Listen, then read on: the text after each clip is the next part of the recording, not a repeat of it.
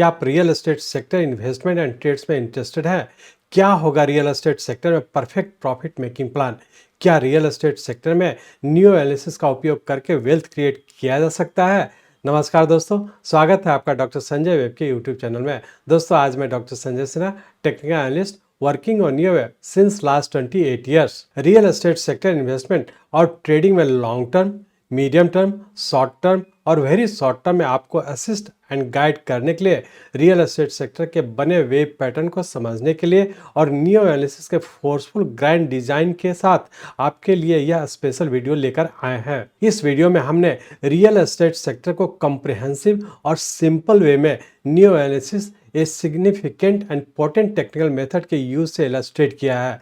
4 months पहले real estate sector को हमारे दिए गए प्रेडिक्शन को रियल एस्टेट सेक्टर ने स्टेप बाय स्टेप फॉलो किया है। वीडियो के इस एडिशन में रियल एस्टेट सेक्टर मूवमेंट को हमने वेब के टर्म में एक्सप्लेन किया है। इस वीडियो में आप जानेंगे current real estate sector position को। वीडियो में आप देखेंगे रियल लाइफ चार्ट पर रियल एस्टेट सेक्टर के wave and subordinate wave structure का लेबलिंग विथ रीजनिंग। हम आपसे रियल एस्टेट सेक्टर के ट्रेड एंड इन्वेस्टमेंट में इंटर करने के पहले सही ढंग से लेवल किए हुए चार्ट को समझने का आग्रह करते हैं। रियल टाइम चार्ट पर बड़े डिग्री वेव लॉन्ग टर्म से छोटे degree wave very short term को घटते क्रम में देखते हुए बताए गए वेव मूवमेंट को डिस्कवर करें। सफल ट्रेडर्स एंड इन्वेस्टर के लिए टेम्पररी ड्रॉप इन प्राइस की एक्टिविटी को समझना महत्वपूर्ण है। हम मार्केट डिप्स को पकड़ने की कला पर बात करते हैं, फेवरेबल कंडीशन की पहचान के लिए प्रैक्टिकल गाइडेंस देते हैं। इस सेगमेंट में हम न्यू एनालिसिस का उपयोग करके एंट्री एंड एग्जिट स्थानों की ठीक पहचान पर फोकस करते हैं। ट्रेडर्स एंड इन्वेस्टर्स सीखेंगे कि मार्केट सिग्नल्स को कैसे पढ़ें, रिस्क रिवार्ड रेशियो का एनालिसिस कैसे करें और मौजूदा वेव पैटर्न के आधार पर करेक्ट डिसीजन कैसे लें। सक्सेसफुल बाइंग स्ट्रेटजी क्या होती है, सीखें। इस यूनिक वीडियो में हम बाई ऑन डिक्लाइन के साथ hold for maximum profit strategy पर जोर देंगे। जाने लॉन्ग पोजीशन क्रिएशन का सही समय। हम लोअर स्टार्टिंग लेवल या कॉमनली बोले जाने वाले स्टॉप लॉस लेवल को स्ट्रिक्टली फॉलो करने के क्रिटिकल इंपॉर्टेंस पर जोर देते हैं। इस वीडियो में discipline approach to risk management पर जानकारी साझा करेंगे। रियल एस्टेट सेक्टर के संभावित फ्यूचर डायरेक्शन को जाने। रियल एस्टेट सेक्टर से रिलेटेड सभी क्वेरी को हम वेव एनालिसिस के पायनियर टेक्निक एंड पर्सपेक्टिव से अनकवर करेंगे। जब रियल एस्टेट सेक्टर ऊपर के डायरेक्शन में जा रहा है, हम एनालाइज करेंगे कि long term, medium term, short term या वेरी शॉर्ट टर्म में क्या करना चाहिए। मुनाफा कमाने के कितने रास्ते हमारे लिए ओपन हैं। न्यू एनालिसिस के सपोर्ट से हम इम्पॉर्टेंट क्लू की पहचान करेंगे। रियल एस्टेट सेक्टर के आने वाले मूवमेंट पर ध्यान देंगे तो रियल एस्टेट सेक्टर से वेल्थ क्रिएशन और इन सभी कुछ को जानने के लिए चलते हैं रियल एस्टेट सेक्टर के रियल टाइम चार्ट पर। ये रियल एस्टेट सेक्टर का मंथली चार्ट है और इस मंथली चार्ट में हम लोग देख पा रहे हैं, हम लोग के पास जो डाटा है 2007 से है और इस डाटा के अंतर्गत हम लोग देख रहे हैं कि जनवरी 2008 में हम लोग का एक टॉप बना था और यही हमारा बुल फेस का एक ऊपर का टॉप था और इसके बाद हम लोग यहाँ से करेक्टिव फॉल में इंटर कर चुके थे और करेक्टिव फॉल के तहत नीचे का हम लोग का ए, बी और सी वेव हम लोग का फरवरी 2016 में कंप्लीट किया और पुनः हम लोग यहाँ से पैटर्न कंफर्म किया, फिर से हम लोग ऊपर कंटिन्यू कर चुके। तो इस तरह से हम लोग कह सकते हैं कि रियल सेक्टर यदि हम लोग टॉप की बात करें या बुल फेज की बात करें तो हमारे 2008 में कंप्लीट करके और हम लोग यहाँ से करेक्टिव फॉल के तहत जो कि बियर फेज के रूप में पहचानते हैं और ये करेक्टिव फॉल हम लोग का 2016 में कंप्लीट किया और यही 2016 फरवरी में जो हम लोग का लो बना, ये हमारा आगे के लिए हमारा 0 पॉइंट हो गया और यहाँ से जो नीचे करेक्टिव फॉल हुआ जिसके तहत हम लोग का ए, बी और सी वेव के फॉर्म में यहाँ पे पूरा करके फिर से ऊपर कंटिन्यू किया। अब हम लोग थोड़ा सा इसको जूम करेंगे और देखें कि हम लोग सिर्फ इतने को कंसिडर करेंगे और देखें कि हम लोग का पैटर्न कंफर्म किया कि नहीं और आगे किस तरीके का मूवमेंट है। तो इसके लिए हम लोग इस मंथली चार्ट को जूम करके देखते हैं। हम लोग यहाँ पे मंथली चार्ट में आ चुका है। इस मंथली चार्ट में हम लोग देख रहे हैं कि फरवरी 2016 में हम लोग का जो 0 पॉइंट था ये हम लोग का आने वाले समय के लिए हमारा 0 पॉइंट हो गया और यहीं से हम लोग का फिर से राइजिंग ट्रेंड कंटिन्यू किया। अब इस राइजिंग ट्रेंड के तहत हम लोग देख रहे हैं कि यहाँ पे हम लोग का पहली बार पैटर्न कंफर्म किया जो इंडिकेट कर रहा है कि हम लोग का फरवरी 2016 से लेकर के जनवरी 2018 तक का एक बुल फेज था जो कि 5 वेव के फॉर्म में ऊपर कंटिन्यू किया, जो कि रफली हम लोग का 2 साल का राइजिंग ट्रेंड था। और इसके बाद हम लोग का जनवरी 2018 से लेकर के मई 2020 तक कोविड के टाइम में हम लोग का जो लो बना था और जब हम लोग यहाँ से 0 to ट्रेंड लाइन ड्रॉ करें तो यही हमारा लोएस्ट पॉइंट था जो कि हमारा सेकंड वेव था और ये सेकंड वेव का सबऑर्डिनेट वेव नीचे का वो ए, बी और सी वेव के फॉर्म में इस पॉइंट पे कंप्लीट किया और पुनः हम लोग यहाँ से थर्ड वेव के फॉर्म में ऊपर कंटिन्यू कर चुके हैं। और ये जो थर्ड वेव था हम लोग का 15 मई 2020 से लेकर के 9/11/2021 तक रफली 18 महीने का हम लोग का थर्ड वेव था। और ये थर्ड वेव के बाद यहाँ से हम लोग पुनः फोर्थ वेव के फॉर्म में करेक्शन में इंटर कर चुके हैं। और इस फोर्थ वेव के तहत हम लोग यहाँ पे देख रहे हैं कि मार्च 2023 में हम लोग का एक लोएस्ट पॉइंट बना और यहाँ के बाद फिर से हम लोग ऊपर पैटर्न कंफर्म करके फिर से ऊपर कंटिन्यू कर चुके हैं। अब हम लोग ये एनालाइज करने का कोशिश करेंगे कि जब फरवरी 2016 से लेकर के 1, 2, 3, 4 और ऊपर कंटिन्यू कर चुके हैं। हम लोग सिर्फ अब ये एनालाइज करने का कोशिश करेंगे कि यहाँ से जो नवंबर 2021 से लेकर के करेक्शन हुआ इसका सबऑर्डिनेट वेव किस पैटर्न में और यहाँ पे हम लोग का फोर्थ वेव बनने का जो फिर से ऊपर कंटिन्यू किया इसका सबऑर्डिनेट वेव किस पैटर्न में है। तो इसको एनालाइज करने के लिए सिर्फ हम लोग थर्ड वेव से लेकर के अब तक का जो फॉर्मेशन हुआ हम लोग इस मंथली चार्ट को कन्वर्ट करते हैं वीकली चार्ट में। हम लोग यहाँ पे वीकली चार्ट में आ चुके हैं। इस वीकली चार्ट में हम लोग देख रहे हैं कि हम लोग का यहाँ पे सेकेंड वेव कंप्लीट करके थर्ड वेव के फॉर्म में ऊपर कंटिन्यू किया था जिसका सबऑर्डिनेट वेव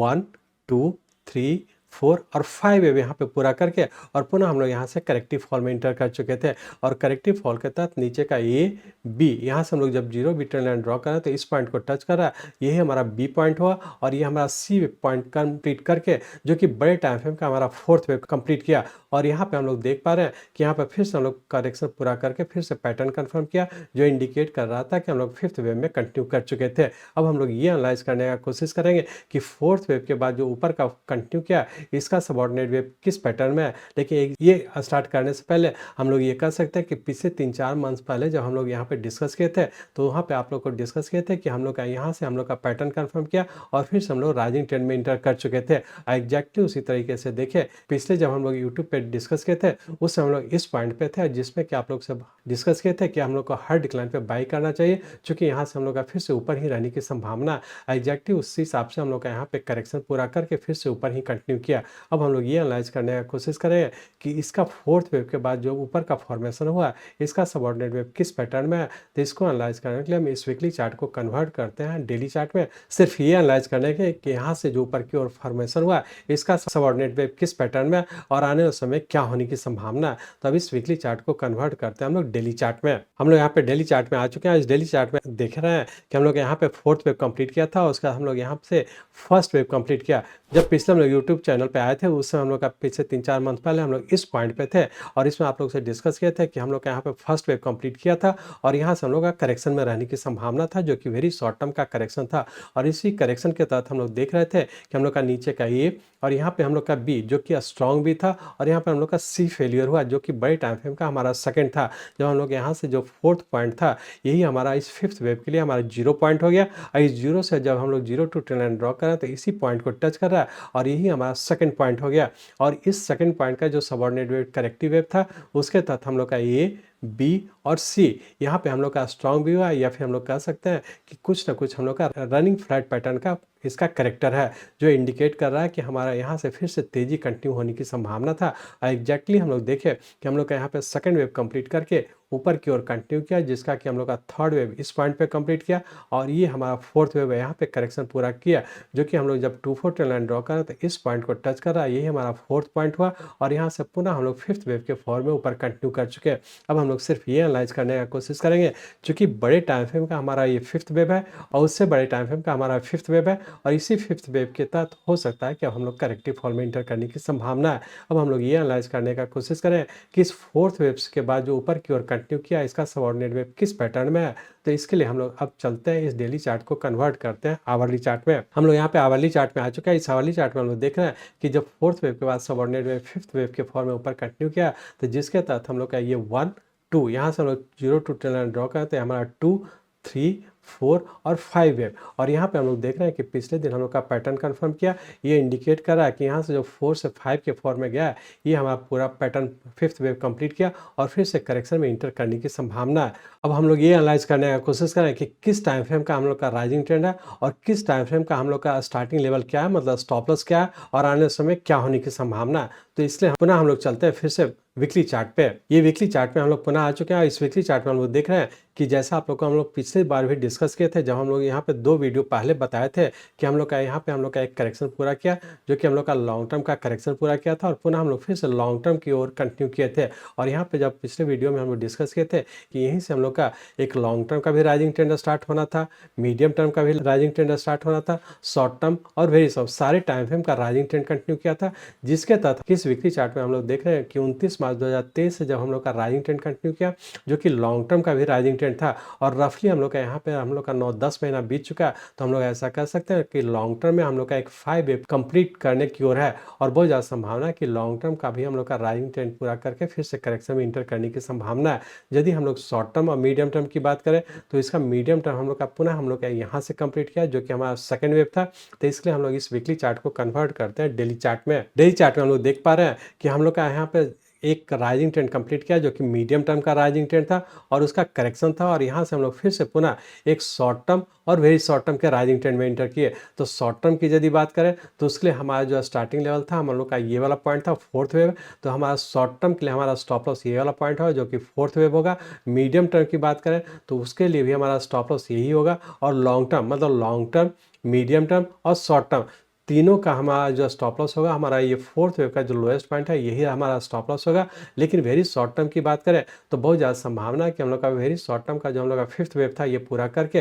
और वेरी शॉर्ट टर्म के करेक्टिव फॉल में इंटर करने की संभावना है। यदि हम लोग लॉन्ग टर्म की बात करें तो लॉन्ग टर्म में मार्च 2023 से जो हम लोग का लॉन्ग टर्म स्टार्ट हुआ था, ये कहीं ना कहीं पूरा होने की संभावना है। मीडियम टर्म का भी हम लोग का कहीं ना कहीं पूरा होने की संभावना और शॉर्ट टर्म का भी पूरा होने की संभावना। सिर्फ वेरी शॉर्ट टर्म का हम लोग का पूरा होकर के फिर से करेक्टिव फॉल में इंटर करने की संभावना। तो हम लोग यदि लॉन्ग टर्म की बात करें तो यदि लॉन्ग टर्म का प्लस किया तो लॉन्ग टर्म, मीडियम टर्म और शॉर्ट टर्म तीनों के लिए हमारा स्टॉप लॉस यही होगा, और इसी स्टॉप लॉस को जब तक के ब्रेक नहीं करता हम लोग लॉन्ग पोजीशन बनाए रखेंगे। लेकिन वेरी शॉर्ट टर्म चूंकि हम लोग का पूरा हो चुका है और वेरी शॉर्ट टर्म के करेक्टिव फॉल में इंटर करने की संभावना, तो बहुत ज़्यादा संभावना है कि आने वाले 3 से 4 वीक हम लोग का करेक्शन में रहने की संभावना। तो हम लोग आने वाले 3 से 4 वीक या फिर 1 मंथ के तहत हम लोग जब भी नीचे आता हम लोग डिक्लाइन पे बाई करके ऊपर की ओर कंटिन्यू रखेंगे या फिर होल्ड रखेंगे। और हम लोग का जो स्टॉप लॉस है सभी टाइम फ्रेम का हमारा स्टॉप लॉस ये वाला पॉइंट है, जब तक ये ब्रेक नहीं करता हम लोग हर डिक्लाइन पे बाय करके ऊपर की ओर कंटिन्यू रखेंगे, या फिर यदि बाय करते हैं होल्ड करें।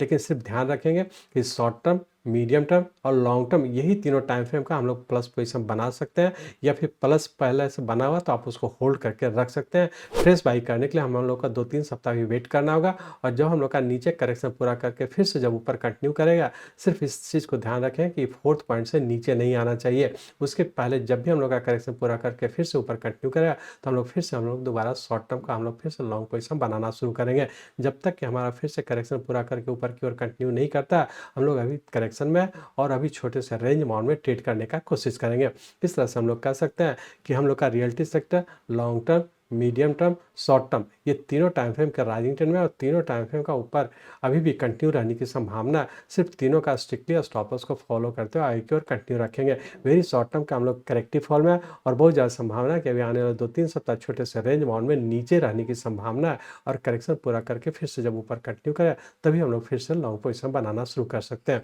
लेकिन अभी एक चीज़ ध्यान रखेंगे कि रियलिटी सेक्टर में जितने भी स्टॉक हैं मैक्सिमम स्टॉक हम लोग का राइजिंग ट्रेंड में ही है, और जो स्टॉक राइजिंग ट्रेंड में है सभी स्टॉक को इंडिविजुअली देखेंगे और उसको समझने का कोशिश करेंगे। तो इसके जितने भी इंपॉर्टेंट स्टॉक्स हैं सभी को हम लोग आने वाले बुलेटिन में इसको डिस्कस करेंगे और देखेंगे कि इसके तहत कौन कौन सा स्टॉक है जो कि रियलिटी सेक्टर को फॉलो करते आगे कंटिन्यू कर रहा है, कौन कौन सा स्टॉक है जो कि करेक्टिव राइज में है, और कौन कौन सा स्टॉक है जो कि करेक्टिव फॉल पूरा करके फिर से ऊपर कंटिन्यू किया। अकॉर्डिंगली सभी इंपॉर्टेंट स्टॉक्स को हम लोग आने वाले कमिंग बुलेटिन में इसको हम लोग डिस्कस करेंगे और देखें कि कौन कौन सा स्टॉक इसके साथ कंटिन्यू कर रहा है। इस तरह से हम लोग कह सकते हैं कि रियलिटी सेक्टर सभी टाइम फ्रेम में राइजिंग ट्रेंड है, सिर्फ वेरी शॉर्ट टर्म में हम लोग के करेक्टिव फॉल में है और अभी भी नीचे आने वाले 2-3 सप्ताह रेंज बाउंड में रहने की संभावना है, जिसके तहत हम लोग डिक्लाइन पे बाय करके ऊपर की ओर कंटिन्यू रखेंगे। मैं चाहता हूं मेरे जीवन का लक्ष्य है इस मार्केट में कोई भी लूजर ना हो। इसको आप सीखें, लोगों को सिखाएं, लोगों को मदद करिए। हमारे साथ जुड़े रहने के लिए, आज के वीडियो को ध्यानपूर्वक अटेंड करने के लिए, इसे दूसरों तक पहुंचाने के लिए आप सबका बहुत बहुत धन्यवाद। जय हिंद।